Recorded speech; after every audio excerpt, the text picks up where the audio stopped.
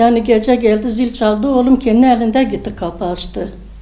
Gitti kapı açtı, onlar demiş ki siz kimsiniz? Oğlum dedi ben Bilal yaralıyım. Aldı yukarı, de baktı, biz kimse görmedi. Biz baktık, evde ses geliyor, gece ortasında o zili görmüş gitmiş. Oğlum bilseydi arkadadır, nasıl gider onlara kapı açar? Onun hiç haberi olmadı bu öyle şeylerden. Sonra ben kapı açtım, baktım 2 kişi üstünde oturuyor.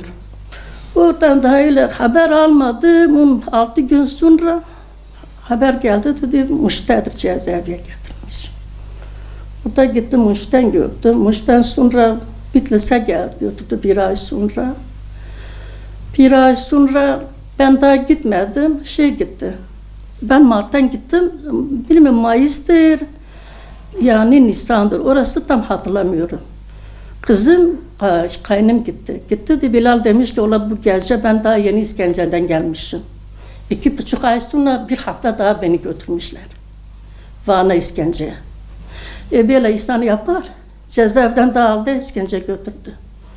Biz hakkımızı helal etmiyoruz. Biz bir dünyada kim böyle yapmış bu oyunda Allah hakkımızı bırakmasın. Bu FETÖ'nün oyundur, kimin oyundur? Yani biz çok çektik. Biz her gün ağlıyor, her gün içimiz yanıyor. Babası ölmüş, oğlum ölmüş.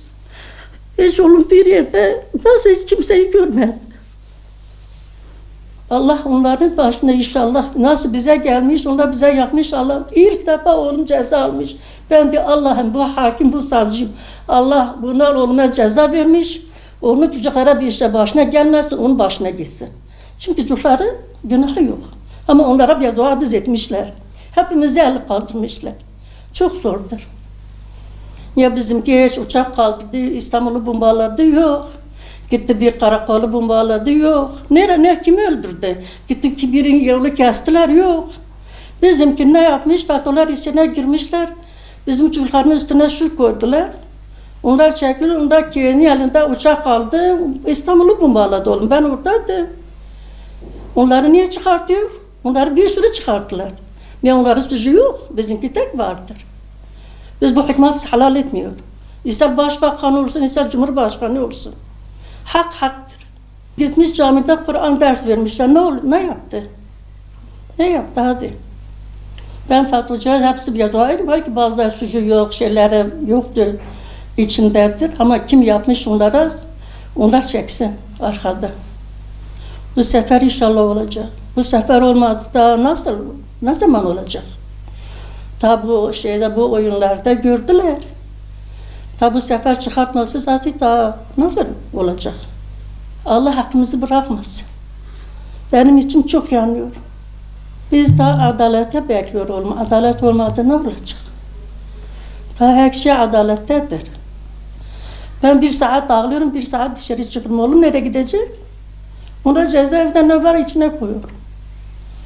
Biz gidiyor, onlar bize sabır veriyor, onlar bize teselli ediyor.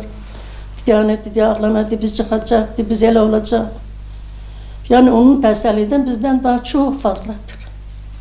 Kim uçak kaldırdı, terörist onlardır. Onlar değildir. Oğlum gitmedi, her şeyi kaldırdı, uçak götürdü, onları bombaladı. Ben Adalet Bakanı'na sesliyorum. Oğlumun bir suçu yok ki. Oğlumu daha tekrar yanılasın, oğlum daha çıksın. Zaten FETÖ'nün oyunudur. Daha oğlumu, onlar yarısı kaçmış, yarısı cezaevindedir. Onlar biliyor, hakimin, savcıları, oğlumu ceza vermiş, hepsi cezaevindedir. Oğlum daha çıksın, ben daha öyle istiyorum. Ben edemiyorum daha gidem geze. Ben bu yaştan daha kim beni götürecek cezaevine? Ben edemiyorum gidem, daha oğlum çıksın eve gelsin. 8 Şubat'ta inşallah daha son bulsun, herkes çocuklarını inşallah gelsin eve, anasını babasını görsün. Daha bu zulüm, bu şeyi inşallah Allah daha kaldıracak. Biz kimse daha İslamlara böyle inşallah daha bir şey göstermez.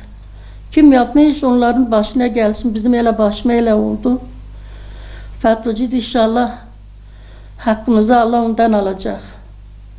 Biz Allah'ta bırakmış her şeyi. Allah hakkımızı bırakmasın.